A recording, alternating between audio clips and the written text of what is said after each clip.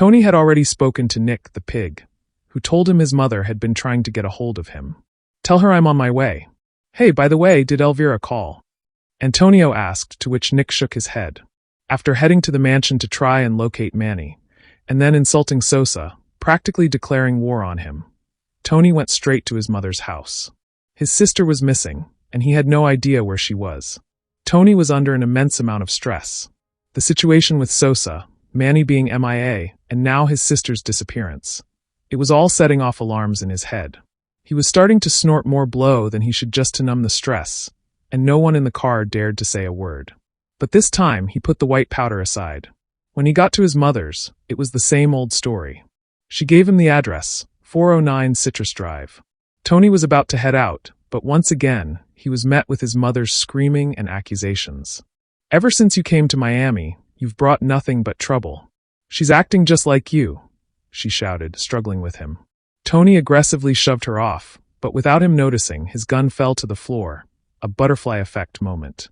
Tony didn't realize it. He just wanted to get his mother away from him. Nothing more, because deep down, her words were hitting home.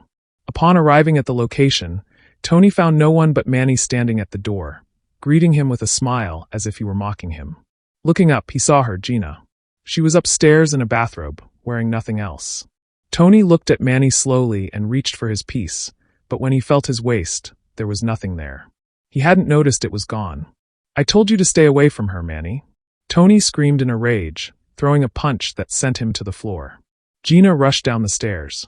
Tony was about to keep going, but Ernie and Chi-Chi held him back with rough, violent grips. Manny saw his mouth start to bleed, and Gina went to help him.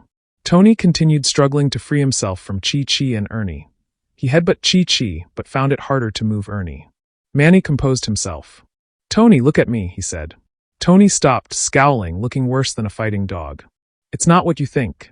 Gina and we got married yesterday," Manny said, taking Gina's hand and interlacing his fingers with hers. Tony stopped. He quit struggling, stunned and exhausted. "You're my brother, Tony. She's your sister. There is no betrayal here, only love," Manny said, putting his hand out to calm him while Tony was still being held like a wild animal. Manny's words caught Tony off guard. He stopped resisting and looked at the floor.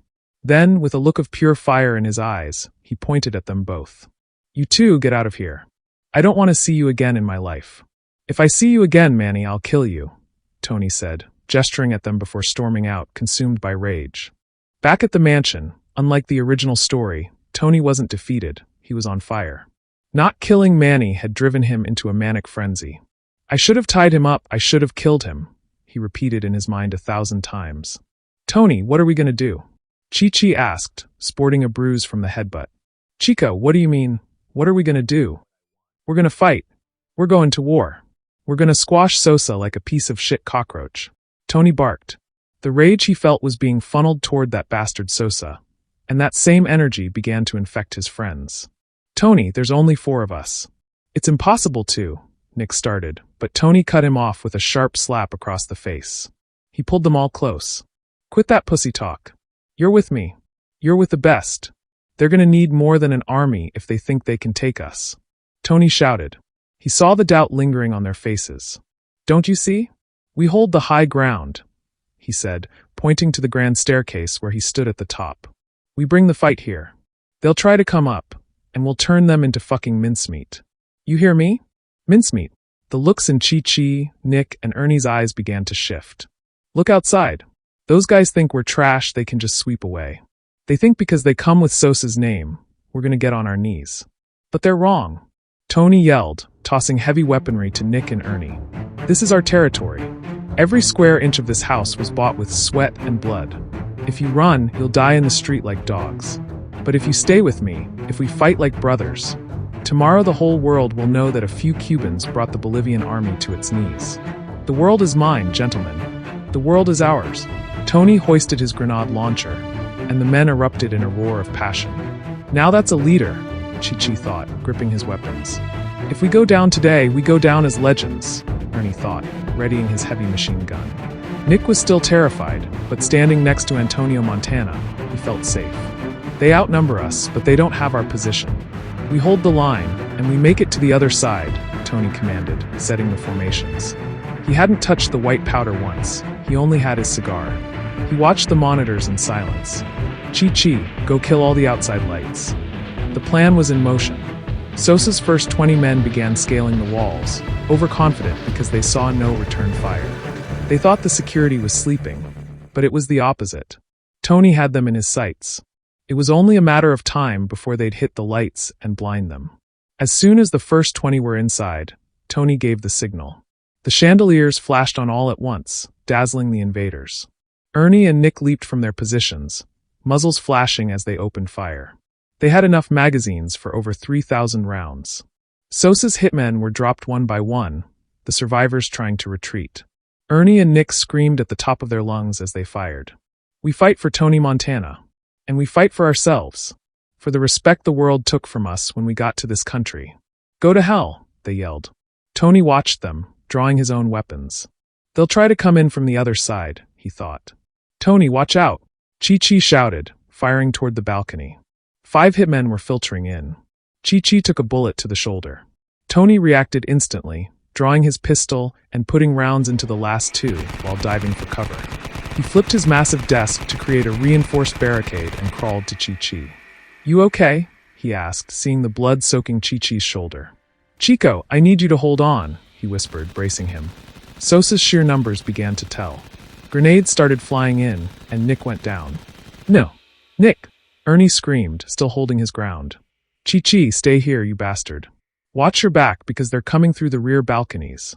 Tony grabbed his M16. Chi-Chi nodded, on guard. Tony walked across his red carpet, explosions and gunfire ringing in his ears. The doors burst open, and Tony saw the crowd of soldiers. Instead of flinching, he began launching grenades, shredding his own mansion along with the hitmen. I'm here, Ernie. Hold on. Tony looked to his right and saw Nick's bloodied corpse. He scowled in fury. Eat this, you sons of bitches, he screamed, miring the room in lead.